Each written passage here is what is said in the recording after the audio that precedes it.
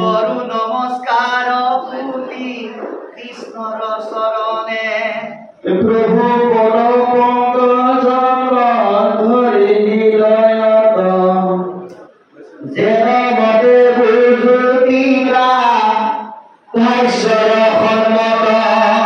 কৃষ্ণ দয়া দেখে আমি হসদিত সন্দে বিৰচিব নৱসিদ্ধ কথা পদবন্ধে বৈকুণ্ঠৰ আশ্ৰয়কো মহাভাগৱত কেৰমতে পৃথিৱীত ভয়ন্ত বিপদ হাত দিন পুনি বুকে তুলিলানি পতি ঘূৰ কৰি যুগে আত কৰে নাহি গতি ফুকনি গতি শুনি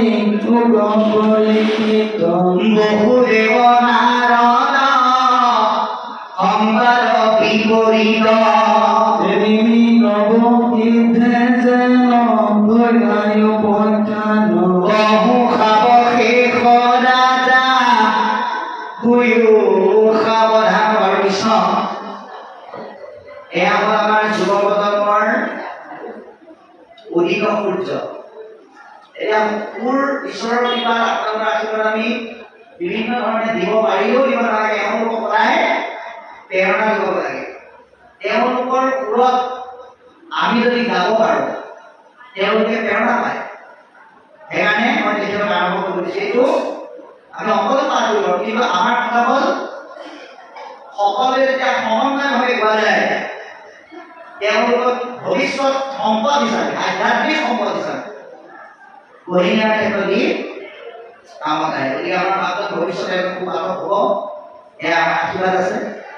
গতিকে আমি অকণমান তলৰ মাজলৈ আগবাঢ়িম নিমি নৱসিদ্ধ সংবাদ এইটো হৈছে গুৰুজনাই ভাগৱতৰ পিছত সংযোগ কৰা এটা উপ আখ্যান এতিয়া আপুনি আমি নিমিকো দেখা নাই সিদ্ধসকলকো দেখা নাই কিন্তু নিজৰ ভাৱৰ যোগেদি কাৰ্যৰ যোগেদি চিন্তাৰ যোগেদি আমি নিমি আৰু নৱসিদ্ধ সৃষ্টি কৰিব লাগিব সেইখিনি আমি বাৰু পাতিম লাহে লাহে এতিয়া মংগলাচৰণে কোৱা কথাখিনি অকণমান আলোচনা কৰোঁ আমি আপোনালোকৰ মাজত 7 বজালৈ যে 45 মিনিট হৈছে আমি 11 বজালৈকে আলোচনা কৰিম যদি আপোনালোক থাকে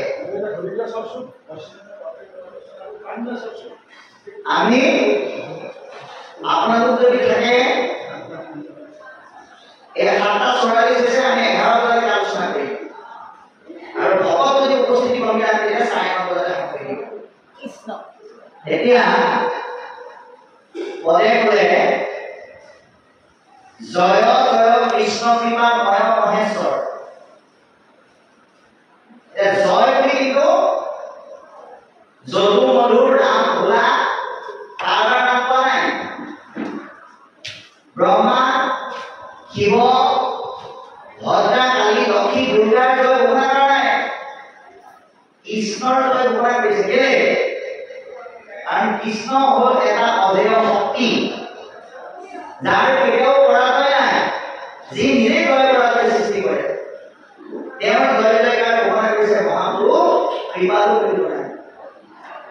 যিজন নিজে ঈশ্বৰ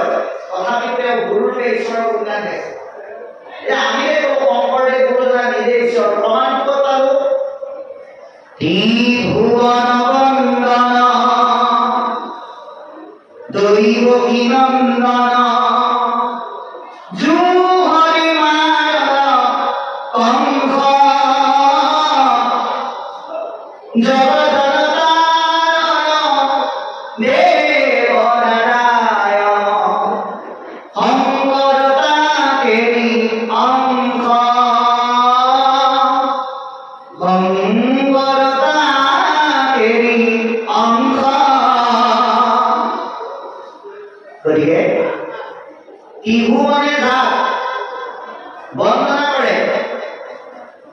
যি দৈৱকী গৰ্ভৰ নন্দৰ পালিব সেইজনে শংকৰৰূপে আমাৰ ঘৰলৈ আহি ঈশ্বৰৰ পৰিচয় কৰাই দিছে আমাৰ ওচৰত। আৰু কি বুলি কৈছে তেওঁ? কৃপাময় বুলি কৈছে। ভগৱন্তৰ ওচৰত তিনিখন সাগৰ আছে। এই তিনিখন সাগৰত মণিমুক্তাবিলাক আপুনি আমি ভাগৱতৰ যদি আমাৰ হৃদয়লৈ ল'ব লাগে। এই সাগৰ তিনিখনৰ নাম কি কি? এখন সাগৰৰ নাম হ'ল কৃপাৰ সাগৰ, তেওঁ আমাক সকলোকে কৃপা কৰে। এখন সাগৰৰ নাম হ'ল দয়াৰ সাগৰ, তেওঁ আমাক সকলোকে দয়া কৰে। এখন সাগৰৰ নাম হ'ল কৰুণা সাগৰ। এই কৃপা, দয়া আৰু কৰুণাৰ মাধ্যমেৰে সাগৰ সদৃশ কৃপা তেওঁ আমাক কৰি আছে, যাৰ কাৰণে আমাৰ ইন্দ্ৰিয়বিলাকে শক্তি পাই ধুনীয়াকৈ নিজৰ নিজৰ কাম কৰি থাকিব পাৰিছে। কিন্তু আপুনি এটা কথা ভাবিব লাগে, আমাৰ বহুতে কয় যে ঈশ্বৰৰ নাম আমি কিয় ল'ব লাগে বা নালাগে তাৰ যুক্তিযুক্ততা বিচাৰি থাকে। আপুনি এটা কথা চাওক, ৰাতি সূৰ্যটো লুকাই যোৱাৰ কাৰণে আপুনি লাইটৰ পোহৰ লোৱাৰ কাৰণে মাহত ৩-৪ টকা ধৰি ১০-১৫,০০০ টকা বিল দিব লাগে। কিন্তু ৰাতিপুৱা যেতিয়া সূৰ্যদেৱে পৃথিৱীক পোহৰ দিছে, তাৰ বিনিময়ত আপুনি ভগৱন্তলৈ কিবা পইচা পঠিয়াব লগা হৈছে? হৈছে নেকি? নাই লাগিব, নিশ্চয় নাই। কিন্তু ইলেক্ট্ৰিচিটিটো আমি বিলেই দিব লগা হৈছে। তুলনাটো চাওক। আৰু এটা কথা কওঁ,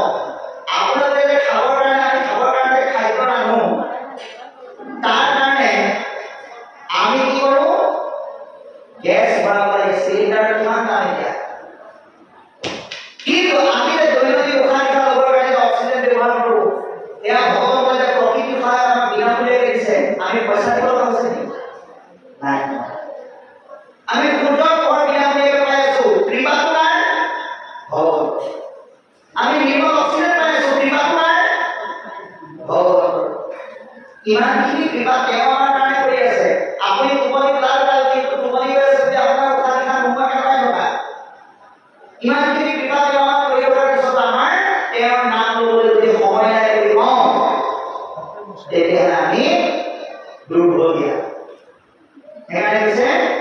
তেওঁ মহেশ্বৰ, আমি এতিয়া মহেশ্বৰ মানে সেই ভস্ম দুটা বিভূতি দৰ্শনকে ভাবোঁ, কিন্তু মহেশ্বৰ পৰম ভগৱন্ত। সংসাৰৰ সুবিধাৰ কাৰণে পৰম ভগৱন্তই শিৱক নিজৰ নাম তুলি পেলাই মাতিছিল মহেশ্বৰ বুলি। তেতিয়া পাই মহেশ্বৰ। মহেশ্বৰ মানে হ'ল মহান আত্মাৰ গৰাকী, যাৰ মহানতাই আপোনাক আমাক মহান হোৱাত সহায় কৰে। মহাযুগ ঈশ্বৰ মহেশ্বৰ। গতিকে তেওঁৰ আজ্ঞা কোনে পালন কৰে? সৃষ্টিকৰ্তা ব্ৰহ্মাই পালন কৰিছে, পালনকৰ্তা বিষ্ণুৱে পালন কৰিছে, সংহাৰকৰ্তা শিৱই পালন কৰিছে। তেওঁলোকক সৃষ্টি স্থিতি প্ৰলয়ৰ ৩টা ডিপাৰ্টমেণ্ট ভগৱন্তই দায়িত্ব হিচাপে দি দিয়া তেওঁলোকে পালন কৰি আছে। কথা হ'ল, ভগৱন্তৰ আজ্ঞা যদি ব্ৰহ্মা বিষ্ণু মহেশ্বৰকে আদি কৰি দেৱতাসকলে পালন কৰে, আপুনি আমি পালন কৰিব লাগে নে নালাগে? নিশ্চয় লাগে। আপুনি আমি পালন কৰিব লাগে, ক'ত পালন কৰিম? ব্ৰহ্মা বিষ্ণু মহেশ্বৰে যদি ঈশ্বৰক সুধি পেলাই পালন কৰিলে, আপুনি আমি কাম কৰিম? আমি শুনিব লাগিব ভগৱতৰ সংগত প্ৰজ্বলিত হৈ থকা ভাগৱত। ভাগৱতে আমাক কৈ আছে কোনটো কৰিব লাগে, কোনটো কৰিব নালাগে, কি ল'ব লাগে, কি ধৰিব লাগে, কি এৰিব লাগে। এইখিনি কেৱল শুনিলেই নহ'ব, ব্যৱহাৰিক জীৱনত ব্ৰহ্মা বিষ্ণুৱে ঈশ্বৰৰ আজ্ঞা পালন কৰাৰ দৰে আপুনি আমি জীৱনত পালন কৰিব লাগে। তাৰপিছত লিখিলে কোটি কোটি ব্ৰহ্মাণ্ড স্বতন্ত্ৰ যাৰ মায়া জয় কৰা অনন্ত নিৰন্তৰ মায়া। পৰম ভগৱন্তই অকল এইখন ব্ৰহ্মাণ্ডই নহয়, ভগৱন্তক কেইখন ব্ৰহ্মাণ্ডৰ অধিকাৰী? আমাৰ সদায় গোবিন্দ গোবিন্দ গোবিন্দ গোবিন্দ গোবিন্দ ৰাম ৰামে অনন্ত কোটি ব্ৰহ্মাণ্ডৰ হৰি অধিকাৰী।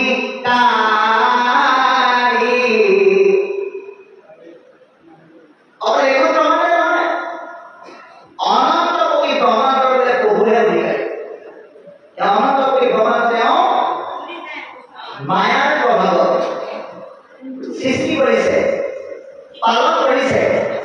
সংসাৰটো কিন্তু অতি আচৰিত কথা সেই মায়াই তেওঁক কিন্তু বান্ধিব নোৱাৰে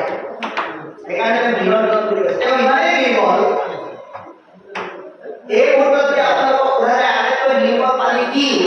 তেতিয়া উত্তৰটো আপোনাৰ আপুনি ওলাই আছে আটাইতকৈ নিৰ্মল পানী হৈছে চকুৰ পানী চকুৰ পানীতে নিৰ্মল পানী নাই এই চকুৰ নিৰ্মল পানীৰ লগত ভগৱানৰ নিৰ্মলতাৰ তুলনা কৰা হৈছে গতিকে তেওঁ ইমানেই নিৰ্মল তেওঁ মায়াৰো ৰঞ্জিত কৰি ৰাখিব নোৱাৰে গতিকে এই কথাটো আমাক জনাইছে নৱমধুৰ ইকুৰামত গুণ মহাগুৰু অন্তৰৰ অন্তৰ ভকত কল্পগুৰু ভগৱন্তৰ এই ভাৰতীয় কিয় আহে আমি অৱসৰৰ কিছুমান জীৱন কৰ্ম দিলে শুনিও ইয়াৰ দ্বাৰা ঈশ্বৰৰ বিধিৰে কিয় আহে বুলি ক'লো দুষ্টক দমন কৰিবৰ কাৰণে মধুৰিত মুৰুৰিত কংস ৰাৱণকে ধৰি দৈত্যবিলাকক সংস্কাৰ কৰি তেওঁ দমন কৰিছে আপুনি আমি নামঘৰতে সেইকাৰণে আহিব লাগে যে আপোনাৰ আমাৰ দেহ মন আৰু জীৱনত প্ৰভাৱ পেলোৱা আপুনি দৈত্যৰ যিবিলাক ঋতু আছে বিশেষকৈ তিনিটা ঋতুৱে আপোনাৰ আমাৰ বিপদত পেলাব কি ঋতু আৰু মহাপুৰুষে ঘোষণা কৰিছে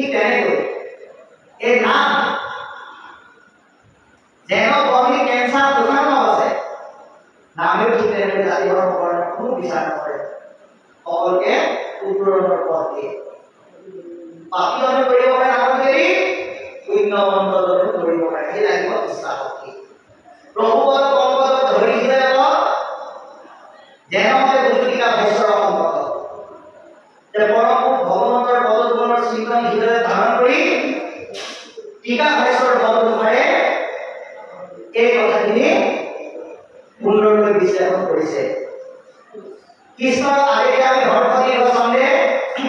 বিৰোধী নৱহিত কথাক বদলে তাৰ মহাপুৰুষে কৈছে এয়া আমাৰ নিজা কথা নহয় ভগৱানৰ আজ্ঞাত তেওঁৰ আদেশত জনকল্যাণৰ কাৰণে আমি এই বিষয়বস্তু নৱসিদ্ধ সংবাদ ৰূপে আমি বিশ্লেষণ কৰিছো গতিকে উপনিষদে কৰিব পৰীক্ষিত বহুদেৱ সংবাদ বহুদেৱ নাৰদ সংবাদৰ বিপৰীত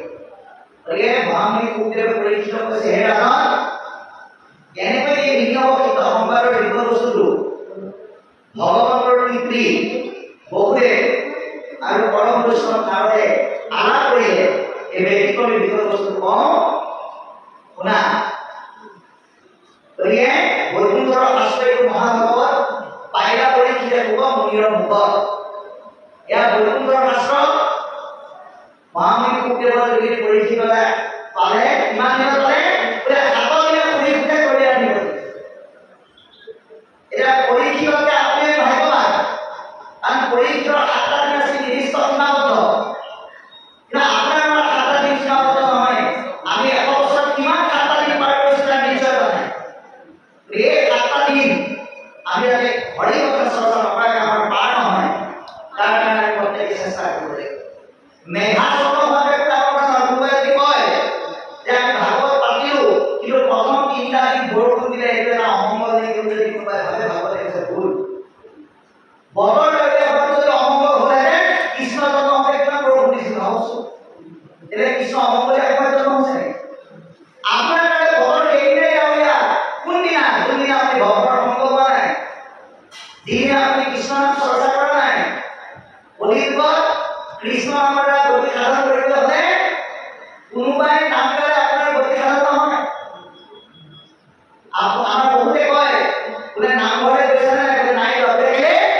বোলে আমাৰ মা দেউতা ককা দেউতাই গৈ সেৱা এটা কৰিলে আমাৰ হৈ যায় বুলি কোৱা মানুহ আছে ভাগৱতে কৈছে নহ'ব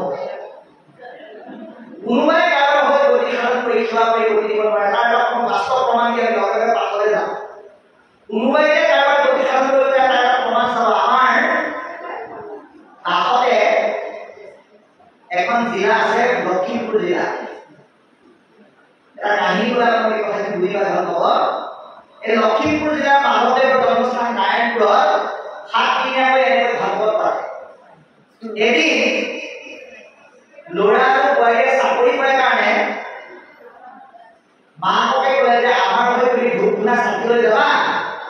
গৈ পেলাই সেৱা এটা কৰি যাতে আমাৰ ভাল হয় মাকে ক'লে হ'ব দে মই নগ'লে মই তহঁতৰ সেৱা কৰি দিম তাতে ভগৱানে তহঁতৰ গতি সাধন কৰে সেইবাবে ধূপ চাকি অৰিহণা লৈ ভাগৱত সেৱা কৰিলে ঘৰত লৈ গৈছিল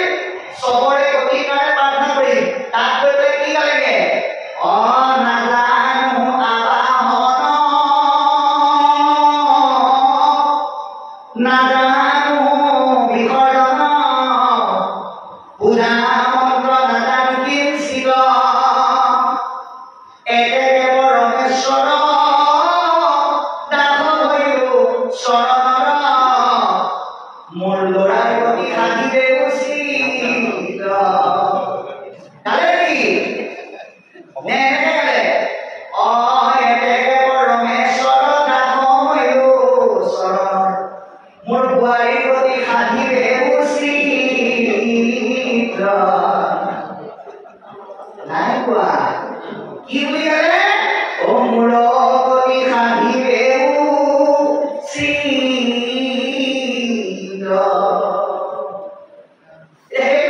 কোনোবাই কাৰোবাৰ গতি সাধনৰ কাৰণে ভগৱানক প্ৰাৰ্থনা কৰিলে গতি নাপায় আপুনি নিজে যাব লাগিব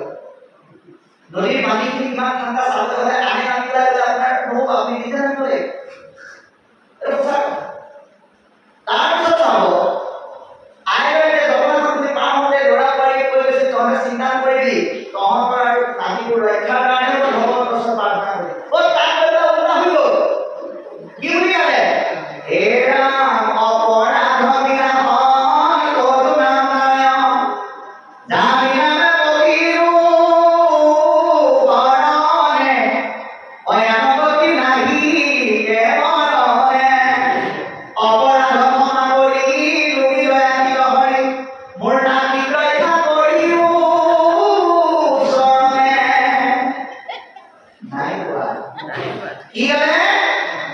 মোৰ ল'ৰা ৰক্ষা কৰিও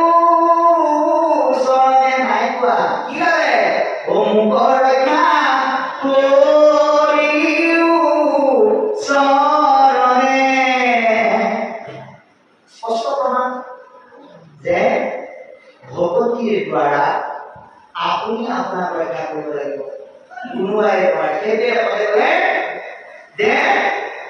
শান্তি পৰিশীলনাৰে ভাগৱতী যেতিয়া যেনেকৈ গতি পালে বলিবৰ লোকসকলেও নিজৰ গতি সাধন কৰিবলৈ হ'লে ভগৱানৰ অসমলৈ আহি ৰাম নামৰ চাবোনটোৰ দ্বাৰা অন্তৰখন ধুব লাগিব তেতিয়াহে গতি পাব গতিকে নিম্ন অফিচাৰ ভৈৰৱ এখন অমুক এবাৰ এটা গুৰু ভাৱতা গতিকে নিম্ন ধৰ্ম কিহৰ ভাগত হোৱা বিষয়বস্তু যি আখ্যান এইখিনি মোক অতি সাৱধানে শুনিব লাগিব সাৱধান মানে কি ভাগৱতত কেইটামান শব্দ খুব ব্যৱহাৰ কৰিছে একচিকে একমনে আৰু সাৱধানে মনটো ইয়াত এক হ'ব লাগিব চিত্তটো এক হ'ব লাগিব আৰু সাৱধান হ'ব লাগিব যাতে এই শব্দৰ ৰসটো কাণৰ পৰা যাতে বাহিৰত নপৰে এই ক্ষেত্ৰত আমি গুৰুত্ব দিব লাগিব গাখীৰে পৰা আহিলে কিছুমান বুজাই দিছে ধৰি লোৱা চামিলে গিলাচৰ পৰা গাখীৰটো তাতে পৰি নাহে ঘচালি নানিবি কিয় কাৰণ এপোৱা গাখীৰ 12 টকাকে কিনিছো পইচা এনেও অহা নাই এই ভাগৱতৰ পৰা কি ওলাইছে ৰাম নামৰ গাখীৰ ওলাইছে গতিকে মনটো ক'লে হে মন তই ঘচালি নাথাকিবি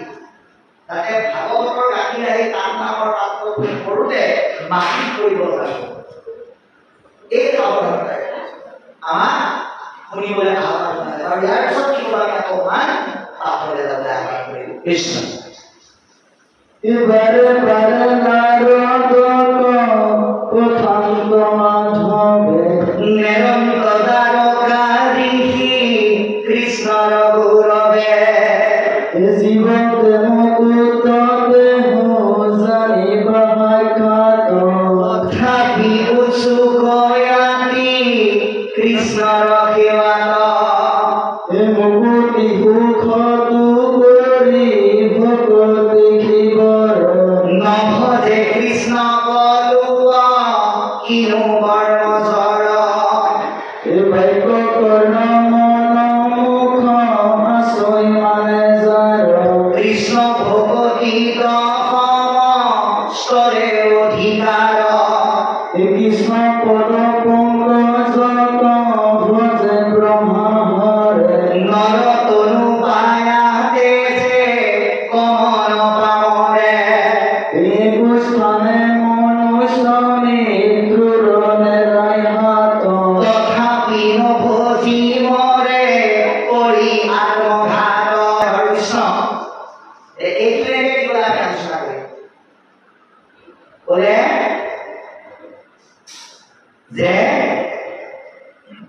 বাৰে বাৰে নাৰদক প্ৰথান্ত মাধৱে নিৰন্ত দ্বাৰকাৰী কৃষ্ণৰ গৌৰৱে এতিয়া আমি নাৰদ আৰু আমাৰ মাজত কিবা পাৰ্থক্য আছে নেকি সেইটো বিচাৰিব লাগিব নাৰদক প্ৰভু ভগৱন্তই কৈছে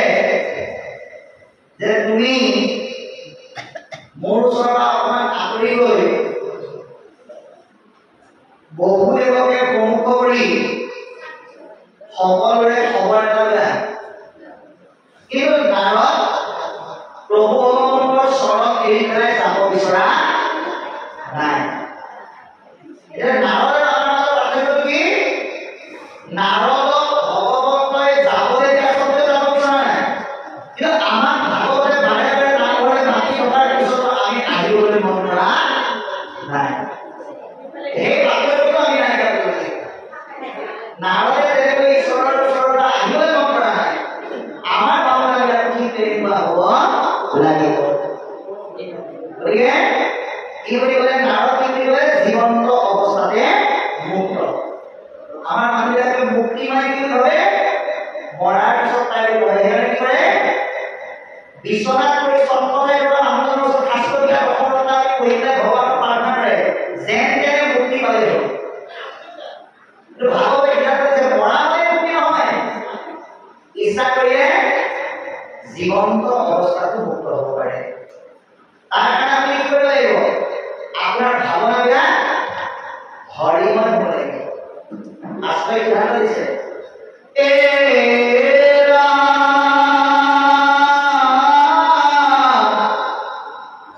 হৰিময় দেখে দিলু সমস্ত জগত জীবনকে মুক্ত দিলু অচিৰ কাল সকলোকে যদি ঈশ্বৰৰ ভাৱৰে চাব পাৰে মুক্তিটো মৰাৰ সময়লৈ বাচা নালাগে আৰু এতিয়া ডাঙৰ কথা সকলোকে হৰিময় কেনেকৈ চাম তাৰ কাৰণে আমাক শাস্ত্ৰ উপায় দিছে আপোনালোকে চতুৰ্থ স্কন্ধ ভাগৱতলৈ যাওক তাৰ এটা কাহিনী পাব ধ্ৰুৱ চৰিত্ৰ যিজন ধ্ৰুৱৰ দেউতাক একেজনী এজন মাক আছিল দুগৰাকী এগৰাকী ইন্দ্ৰা মাতৃ এগৰাকী বৈ মাতৃ ভাই ভাই দুটা উত্তম আৰু ধ্ৰুৱ এদিন হৰিময় ভাগৱত কেনেকৈ হ'ব লাগে চবে এদিন ধ্ৰুৱই উত্তমক দেউতাকে কোলাত লৈ থকা অৱস্থাত ধ্ৰুৱৰ কম কোলাত উঠিবলৈ গতিকে হাত মেলি যেতিয়া খাবলৈ পকাই গ'ল পুৰুষীৰ ভয়ত তেওঁ উত্তান কৰাত বজাই চকুলৈকে নাচালে লগে লগে পুৰুষীয়ে মাত লগাই পেলাই চব দিলে বোপা যিহেতুকে তই দুৰ্ভাগাৰ বৰ্ধে জন্ম পাইলি সেইকাৰণে পিতৃৰকো লাভ তই নাপাইলি তই সতীৰ গৰ্ভত জন্মগ্ৰহণ কৰি পেলাই তোৰ দেউতাৰ পৰা ধৰিবলৈ অহা ইচ্ছা তই মোৰ কামত পূৰা কৰিব নোৱাৰিবি যদি তই সঁচাকৈ তোৰ দেউতাৰ পৰা ধৰিব বিচাৰ তুমি এটা চৰ্ত দিছো তই ঈশ্বৰৰ নাম লৈ পেলাই এবাৰ মৰ তাৰপিছত মোৰ গৰ্ভত জন্মগ্ৰহণ কৰোঁতে যেতিয়া দেউতাৰ পৰা ধৰিব পাৰিবি আকাশখন মূৰত থাকি পৰিলে যেনেকুৱা হয় ধ্ৰুৱৰ অন্তৰত তেনেকুৱাকৈ ধৰি গ'ল ইমানেই দুখ পালে মাকক গৈ একো ক'ব নোৱাৰিলে লগৰীয়াৰ মুখে উনিকে যেতিয়া কথাখিনি শুনিলে আমাৰ আইসকলৰ কুনীতি সম্পন্ন হ'ব লাগে সেইকাৰণে শুনাৰ পিছত কিন্তু উনিকে সতীনীয়ে পুৰুষীৰ লগত কাজিয়া কৰিবলৈ যোৱা নাই ধ্ৰুৱক কি বুলি কৈছে আজিকালি মাতৃভাষাতে লগত লৈ পেলাই বলচোন বল তাৰ যেনেকৈ অধিকাৰ আছে পুৰুষে অধিকাৰ আছে বল যদি কেনেবাকৈ নিদিয়ে তেতিয়াহ'লে পিছফালে ওলমি থকা দীঘল চুলি এডাল নাথাকিব বুলি ক'লে কিন্তু সেই কোৱা নাই কি বুলি কৈছে বোপা তুমি তোমাৰ এই কথাৰ কাৰণে তোমাৰ মাহীক তুমি নিদিবা কাৰণ আজি তোমাৰ মাহীয়ে তোমাক এনেকুৱা এটা উপায় দিছে যিটো আজিলৈকে মই তোমাক দিয়া নাই কি দিলে হৰি বুজিবৰ কাৰণে উপায় দিছে গতিকে তুমি সেইটো কৰ্ম কৰা বেয়া ভাললৈ ৰূপান্তৰ কৰি উন্নীত কৰি সৎপুত্ৰ গঠন কৰিবৰ কাৰণে মহতামে চিন্তা যি মাতি আগবঢ়াব সেয়াই শুনি আৰু সেই ভাৱনাবিলাক যিসকল সন্তানে গ্ৰহণ কৰিব সেয়াই হৈছে হৰিময় ভাৱনা সেই ভাৱনা জীৱনৰ ব্ৰত হিচাপে যেতিয়ালৈ পালন কৰিব তেওঁ মুক্তি পাবৰ কাৰণে কেতিয়াও মৰাৰ সময় বাট চাব নালাগে ইয়াৰ প্ৰমাণ এতিয়া পাঠে আমাক কাৰ যোগে দিলে নাৰদৰ যোগে দিলে গতিকে আমি হৰিময় ভাৱনাটো প্ৰত্যেকটো কৰিব লাগিব সেইকাৰণে কৈছে মুকুতি সুখ কৰি ভগৱতীকে ঘৰ নভৰে কৃষ্ণ ৰূপ কিনো পৰ্বতৰ ভগতে আশাৰো মুকুতি নকৰে মুকুতি বিচাৰি ভগতে কেতিয়াও ভক্তি নকৰে কিন্তু ভগৱানে ইমানেই বেয়াটো মুকুতি নিবিচাৰিও ভগৱানৰ মুক্তিটো খুব যাচি দিয়ে বুলি কৈছে যাচি পেলাই দিয়ে গতিকে আমি নিস্বাৰ্থভাৱে পৰম ভগৱন্তক ভক্তি কৰিব পৰা প্ৰণালীটো দি কৰাৰ পিছতো যদি আমি নভজো তেতিয়াহ'লে কৰ্মবন্ধনৰ দৰকাৰত আমি কৰি আছো বুলি ভাবিব লাগিব কাৰণ আমাক কেইটামান বস্তু দিছে কি ইয়াত কৈ কৈছে যে বাক্য কৰ্ম মনোমোহা আছে মানে যাৰ কৃষ্ণ ভগৱতীক সহজ কৰে অধিকাৰ ভগৱতে আমাক প্ৰথম বস্তু দিছে বাক্য সেইকাৰণে আমি যোৱাকালিও চৰকাৰ বাক্য সদাচাৰ দিব লাগিব বিশেষকৈ এখন ভাল ঘৰ নিৰ্মাণ কৰিব হ'লে আইসকলৰ বাক্যটো শুদ্ধ হ'ব লাগিব এই আপোনালোকে এগৰাকী মাতৃৰ লগত চিনাকি কৰি দিম যিগৰাকী মাতৃয়ে নিজৰ ল'ৰাটোক ৰাতিপুৱা জগাওঁতে ইমান সুন্দৰ বাক্য প্ৰয়োগ কৰিছে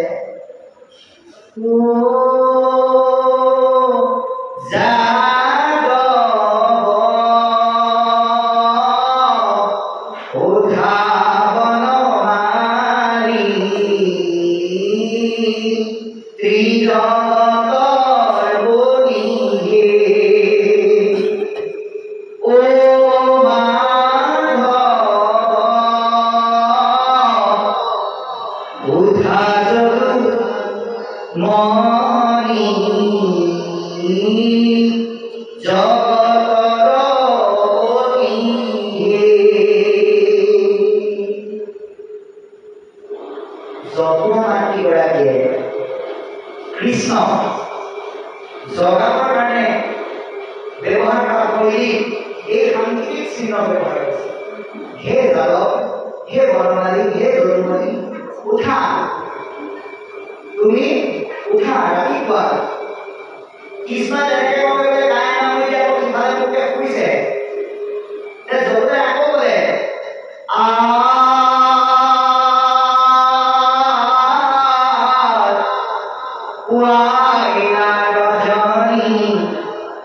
উঠা জগমণি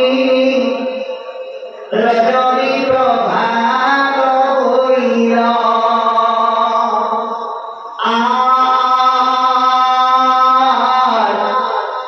পুৱাইলা ৰজনী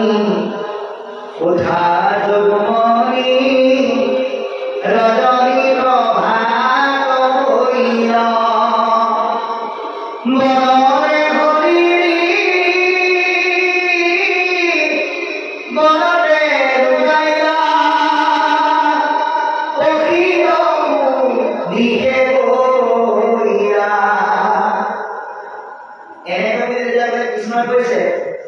ৰাতিপুৱা মনৰ ভৰণি গ'ল তাতে বিয়পাই আকৌ শুলক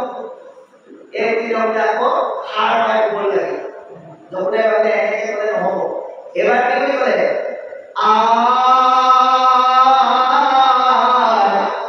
অংগীৰাতে বলি বালকে ডাকয় উঠা প্ৰভু নাৰায়ণ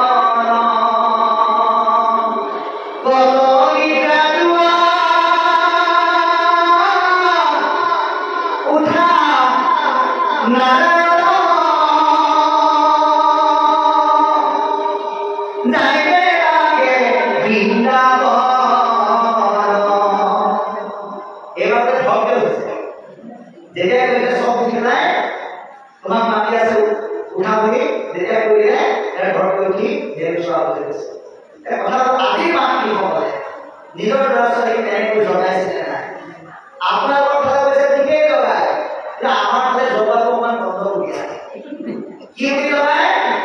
হেৰো বাপেৰ হোটেল খোৱা মাৰে ঠিক কৰি দিলো খাই খোৱা না এইটো বুলি লগায় এনেকৈ যদি জগায় তেতিয়াহ'লে আমাৰ প্ৰতি সন্তানবিলাক কেতিয়াও শুদ্ধ নহ'ব। বাক্য সদাচাৰ শুদ্ধ হ'ব লাগিব। শুদ্ধ মানৰ প্ৰভাৱতে শুদ্ধভাৱে ঘৰখন প্ৰকাশিত হয়।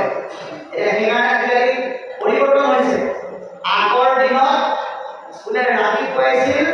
বুঢ়াসকলে বা বৰগীতৰ ৰসৰ মাজৰ মাজত পক্ষী মাত। আজিকালি বিলাকৰ ৰাতিপুৱা মোবাইলৰ এলাৰ্ম গুৱাহাটী যাব লগা হ'লে তেজপুৰলৈ যাব লগা হ'লে আজিকালি এলাৰ্ম দি থ'লে সাৰ পায়। সেইটো আমাৰ নহয়। তাৰ কাৰণে কৈছে বাইকৰ সদাচাৰ লাগিব। ইয়াত ক'লে সেইটো বাক্য আছে বাইকৰ মধুৰতা লাগিব। কৰ্ণ কাণখন কেৱল ধুনীয়া ধুনীয়া অলংকাৰ কিনিবলৈ দিয়া নাই, কাণত আত্মাৰ অলংকাৰ বহাবলৈ দিছে। আজিলৈ এখন সমাধতা আৰু মনটো সঠিক চিন্তাৰে আগবাঢ়িবলৈ দিছে কৃষ্ণমুখী চিন্তা আৰু মুখেৰে ঈশ্বৰৰ নাম গাবলৈ। সেয়া আমাৰ অধিকাৰ। প্ৰভু ভৱে ব্ৰহ্মা হৰে নৰকনো পায়া ধৰে মোহন পাহৰে। পৰম ভগৱানৰ চৰণ স্বয়ং সৃষ্টিকৰ্তা ব্ৰহ্মা সংসাৰ থাকিবলৈ যোৱাৰে নৰকে পাই পেলাই যদি আমি সেৱা নকৰোঁ তেতিয়া আমাৰ সমান দুৰ্ভগীয়া নাই। গতিকে একোকালে মনুষ্য নেৰাই মৃত্যু হাত তথাপি নভজি মৰে কৰি আত্মঘাত। এতিয়া আমি কৃষ্ণৰ সেৱা আৰু সৎসংগ আৰু গুৰুৰ আশ্ৰয় নল'লে আমি কেতিয়াও মৃত্যুৰ পৰা হাত সাৰিব নোৱাৰোঁ। আৰু ইয়াকে যদি আমি নকৰোঁ তেতিয়াহ'লে কৃষ্ণৰ সেৱা সৎসংগ আৰু গুৰুত যদি আমি আশ্ৰয় গ্ৰহণ নকৰোঁ তেতিয়াহ'লে এইজন ব্যক্তি আৰু আত্মঘাতী মানুহৰ মাজত পাৰ্থক্য নাই। ঔষধ খাই মৃত্যু হোৱা আৰু ৰছী লগাই মৃত্যু হোৱা ব্যক্তিয়ে কেৱল আত্মঘাতী নহয়, সৎসংগ গুৰুৰ আশ্ৰয় কৃষ্ণৰ সেৱা নকৰা ব্যক্তিসকলকো আত্মঘাতী শ্ৰেণীতে বিভক্ত কৰিছে। সেইকাৰণে মহাপুৰুষ মাধৱদেৱে তেওঁৰ ৰমায়ণ সৃষ্টি নাম ঘোষাৰ যোগেদি সকলোকে কৈছে হেৰা শত্ৰু বিচাৰি তুমি দূৰলৈ নাযাবা, বন্ধু বিচাৰি তুমি দূৰলৈ নাযাবা। শত্ৰু বন্ধু তোমাৰ লগতে আছে। কেনেকৈ এৰা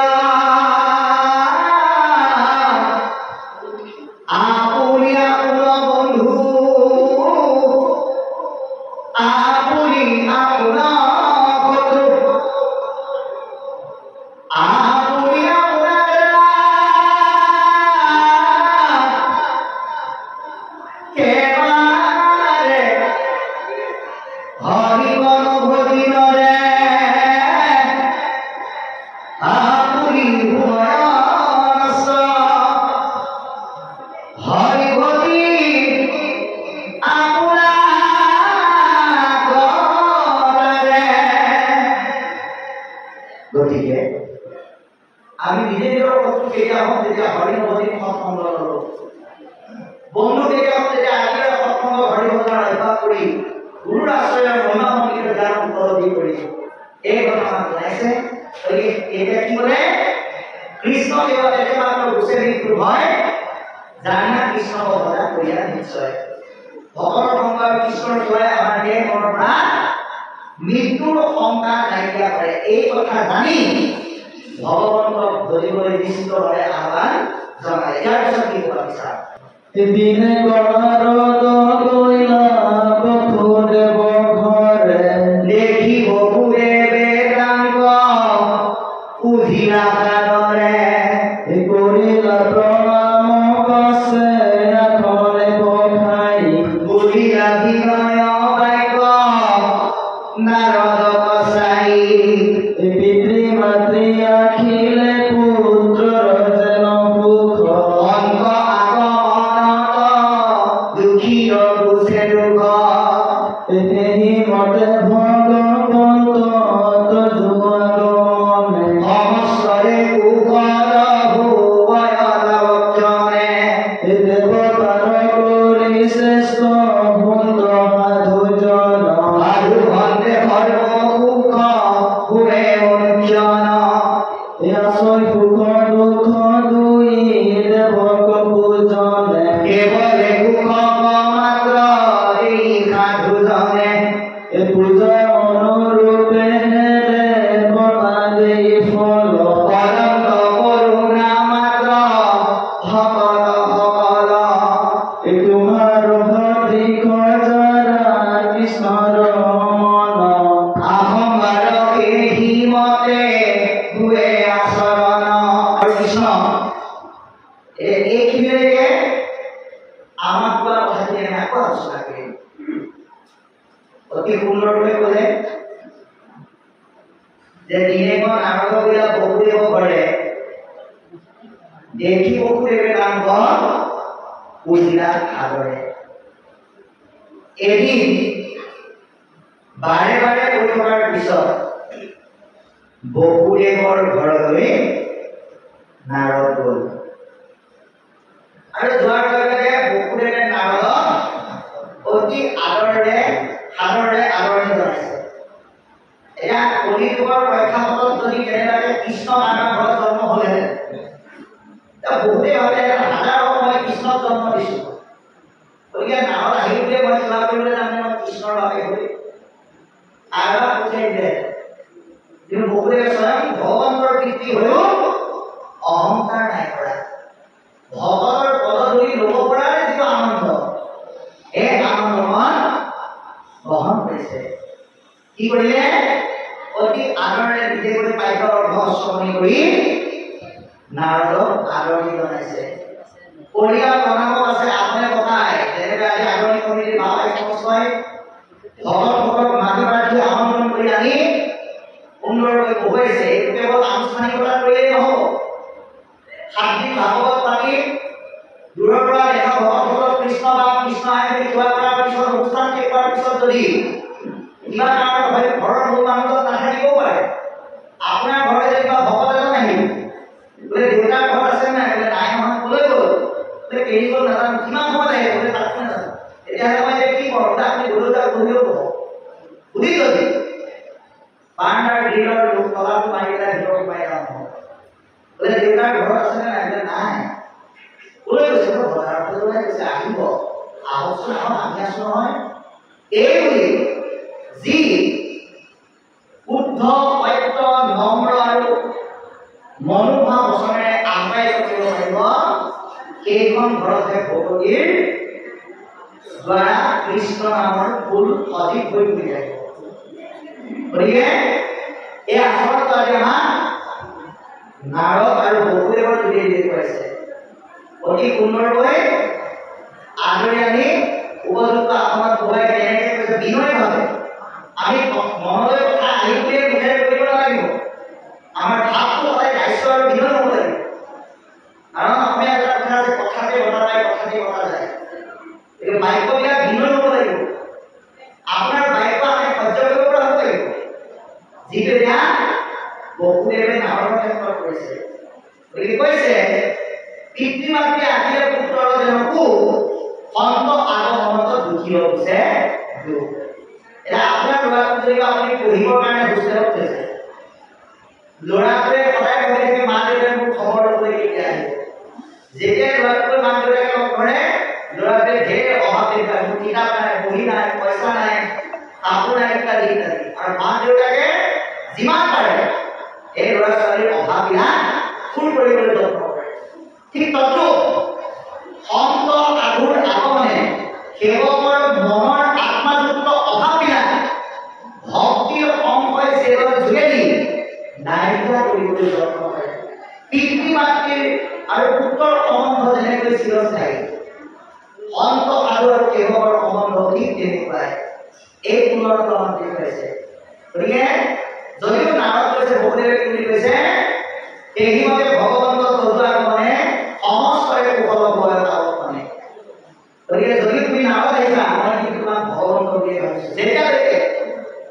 আপুনি ভগৱন্ত বুলি ভাবিব নোৱাৰিব তেতিয়ালৈকে কিন্তু ভগৱন্তই কৃপা কৰিব একেলগে যদি আলহী ভগৱান আহিছে গাঁৱৰ ভগৱান আহিছে গাঁৱৰ ভগৱান যদি কয় বাহিৰতে বল আশ্ৰয় কৰা দিব খাবি আপোনাৰ যদি ভিনতে যদি ৰসগোল্লা লালমোহনৰ গাখীৰ চাহ খুৱায় সেইদিনাখন কৃষ্ণ বুলি কিবা এটা পুণ্য কাম গ'লে আজন্মৰ পুণ্য শেষ হ'ব সমভাৱ ল'বলৈ গৈছে গতিকে কি বুলি কৈছে বহুদেৱৰ নাৰদক তুমি যদিও নাৰদ কৰি আহিছা তুমি ভগৱতক আমি সেই দৃষ্টিৰে চাব লাগিব কাৰণ নিলৈ মুখত বুলি দেৱক পূজনে কেৱল মুখক মাত্ৰ দেৰি খাব আমি যদি কৃষ্ণ পাতি অন্য ধৰণৰ দেৱতাক পূজো খুব নাপাওঁ বুলি মানে সুখটো পাব কিন্তু সেই সুখ এসময়ত নাইকিয়া হৈ যাব তাৰ বিপৰীতে দুখ পাব কিন্তু কৃষ্ণ দেৱতাক যদি সৎসংগৰ দ্বাৰা ভাগৱতৰ যোগেদি বা জ্ঞানৰ দ্বাৰা ভজো তেতিয়াহ'লে তাৰ দ্বাৰা যিটো সুখ পাব সেই সুখ কেতিয়াও শেষ নহয় সেই সুখ স্থায়ী সুখ বুলি কৈছে গতিকে দেৱতাৰ পৰিশ্ৰেষ্ঠ সুখ সাধন সাধুতে আমাৰ সুখ হৈ অনুষ্ঠিত দেৱতাই নিৰ্দিষ্ট এটা মুখে দিব পাৰে আপুনি যদি লক্ষী কৰিব পাৰিলে মোৰ বিদ্যা ভাল কৰি আপুনি লক্ষী কৰি দিব নোৱাৰে আৰু সেইটো ডিপাৰ্টমেণ্ট ভগৱন্তৰ সৰস্বতী দি থৈছে সৰস্বতী যদি কয় যে ধন উপাধি আপুনি দিব নোৱাৰে শিক্ষা বিভাগটো দি থৈছে গতিকে কৃষ্ণক যদি আপুনি আটাইকেইটা ধৰ্ম দিব আটাইকেইটা কামেই কৰিব কিন্তু তাকে যদি চহী কোনে দিব লাগিব ভকতে দিব লাগিব ভগৱতৰ চহী হ'লে ভগৱন্তই এইখন দৰখাস্ত কেতিয়াও গ্ৰহণ নকৰে সেইকাৰণে কৈছে যে দেৱতাকে সাধু বৰ শ্ৰেষ্ঠ কাৰণ সাধুৰ যোগেদি সেৱকসকলে কৃষ্ণৰ পোনপটীয়া কৃপা লাভ কৰিব পাৰে গতিকে উদাহৰণ দেখে দেৱতাৰ এই ফল অনন্ত কৰুণা মাত্ৰ ভগৱতসকল দেৱতাসকলে তেওঁলোকক দিয়া উদাহৰণে ফল প্ৰদান কৰে দেৱতাই দিয়া ফল বুলি কৈছে সৎসংগৰ যোগেদি কৃষ্ণৰ দ্বাৰা পোৱা ফলটো মহাফল বুলি কৈছে আজি আপোনালোকে সেই ফল পাই আছে এই সাতদিনীয়া ভাগৱতৰ এই মহানুষ্ঠানত আপোনালোকে যি ৰস পান কৰিছে ইয়াৰ যোগেদি আপোনালোকে কি পাইছে মহাফল আছে এই ফল আপোনালোকৰ পৰা চুৰেও চুৰ কৰি দিব নোৱাৰে ডকাই কৰি দিব নোৱাৰে এই মহাফল অৰ্জনৰ কাৰণে আমি প্ৰত্যেকেই চেষ্টা কৰিব লাগিব হৰিও কিতাপ যদি লিখি পঢ়া হয় তথাপিও কিছু ভাগৱত ধৰ্ম আছে যে তোমাৰ আগমনতে মই কিতাপ পঢ়িছো কিন্তু তথাপিও অকণমান ভাগৱত ধৰ্ম সম্পৰ্কে তোমাৰ পৰা জানিব বিচাৰিছো পৰম শ্ৰদ্ধাই যাক শুনিলে মাত্ৰকে দুৰ্বল সংসাৰৰ ওপৰত লংঘৰে সৰ্বলোকে গতিকে ভাগৱতলৈ আহি বোলে মাইকৰ মাত শুনি আছো নিমন্ত্ৰণ পাইছো কাৰণে আহিছো দেহটো মোবাইল খোলাই মনটোৱে যদি ভাবি থাকে যে এই ছায়া কালাৰ লগে টিভিত কোনখন চিৰিয়েল দিছে ক'ত কি হৈ আছে এনে যদি ভাবি কেৱল দেহটোৱে কেৱল নিমন্ত্ৰণ ৰক্ষা কৰিবৰ কাৰণে বহিছে তেতিয়াহ'লে কিন্তু কামত নাহিব শ্ৰদ্ধাটো লাগিব ইয়াতে আহি এই ভাগৱতৰ মধুৰ ৰসৰ কিবা এটা ফল হিৰৈ নামৰ পাত্ৰটো বান্ধি লৈ যাব পাৰিব লাগিব যাতে এয়া মনলৈ উলিয়াই লৈ খাব পাৰি এই সিদ্ধান্তটো আমাক দিছে ভাগৱতৰ মহাফলে দুখময় সংসাৰৰ তৰণৰ পথটো প্ৰশস্ত কৰে ইয়াৰ পিছত কি কৰা